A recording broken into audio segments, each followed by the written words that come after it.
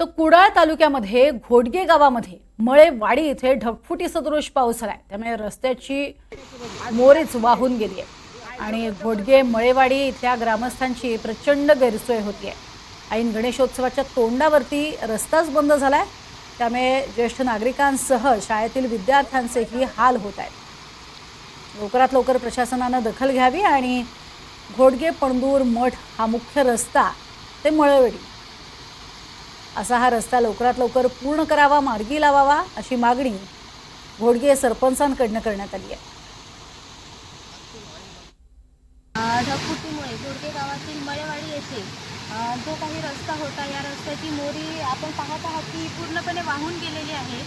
तरी आणि या वाडीत बरेचसे लोक हे वयोवृद्ध आहेत, त्याचप्रमाणे शाळेत जाणारे विद्यार्थी आहेत। या विद्यार्थ्यांची सुद्धा खूप मोठ्या प्रमाणात गैरसोय झालेली आहे, कारण या रस्त्यावरून दुसरा त्यांना पर्यायी मार्गही नाही।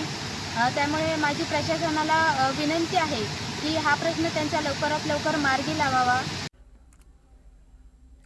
आणि या रस्त्याचा प्रश्न मार्गी लागावा ही आमची सुद्धा अपेक्षा आहे। याकडे लक्ष दिलं जाईल अशी अपेक्षा एनडीटीव्ही कडून